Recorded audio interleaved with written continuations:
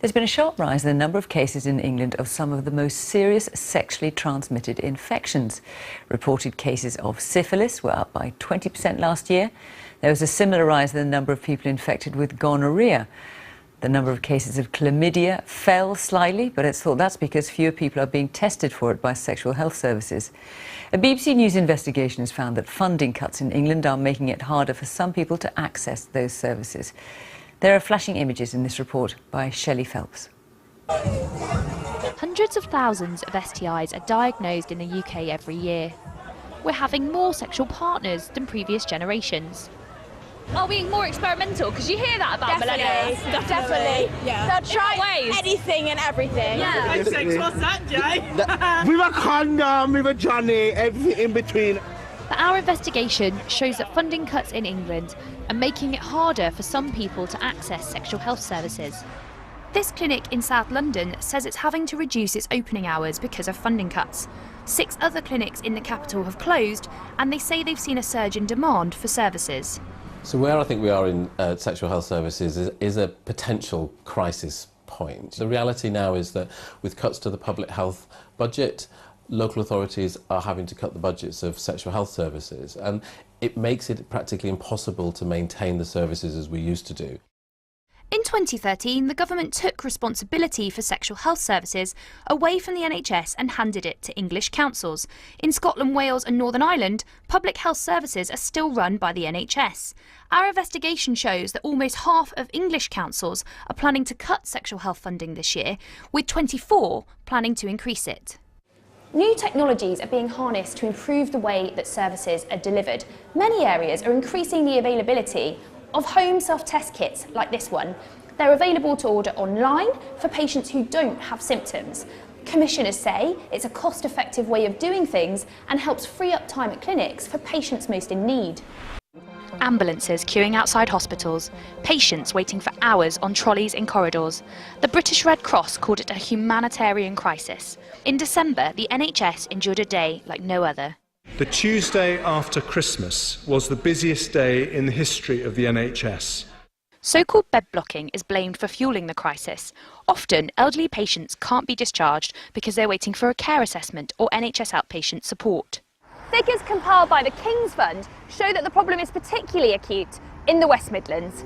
Birmingham, Stoke-on-Trent and here at Coventry have some of the worst bed blocking delays in the country.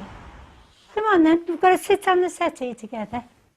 82-year-old Ken Tucker from Coventry has dementia. His wife Christine is one of an army of hidden carers looking after a loved one. When he came out of hospital, she was there to help, but that's not the case for everybody. I've always gave him his medication because there's a lot that he has to have in the morning and then at night. And then I do find it very lonely, and I will say this, sometimes I found it very stressful. The government says local authorities can increase council tax by up to 3% over the next 2 years to help plug the social care funding gap. These measures, together with the changes we've made to the new homes bonus, will make almost £900 million of additional funding for adult social care available over the next 2 years. But council leaders say it's not enough. Fundamentally, I don't believe that's the right solution. It does not raise enough money to fill the gap that we have now. So nationally, it raises just short of 600 million. The gap now, that's in 1 year, the gap now is 1.3 billion. Leading businessman says that Brexit is harming the region's economy 6 months after the EU referendum. Sir Peter Rigby told the Sunday Politics in the Midlands that the strong pound and rising inflation meant business as usual is over. UKIP rejected his comments, describing them as scare stories. Shelley Phelps reports. One European market that's here to stay, Birmingham's Frankfurt Christmas market. The West Midlands voted strongly to leave the European Union, but now one of the region's biggest business owners and a key Remain backer is warning that that decision is damaging business. The views and warnings, if you will, that people who wanted to remain have come to pass. The fall in the value of the pound, the inflation that's being introduced as a result of that, and importantly this lack of understanding of what the alternative is to being part of Europe. Our political reporter Shelley Phelps considers for whom the bell tolls. The school day begins for children getting a taste of Victorian living at St John's House Museum in Warwick. Present, Mum. Entrance is free and it's open to the public, but under plans being considered by Warwickshire County Council, that could be about to change. We have about 800,000 objects in our collections, in our museum stores.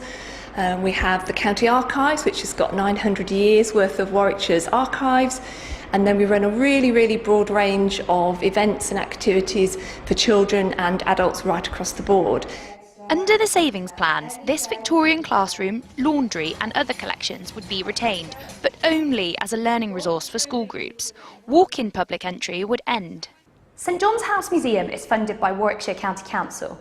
The council needs to make £67 million worth of savings by 2020. £478,000 is set to go from the Heritage and Culture budget. That's a cut of 43%. The cuts will have an impact on museums like St John's. Hi Mark. Hello. Well, it's not really as simple as that.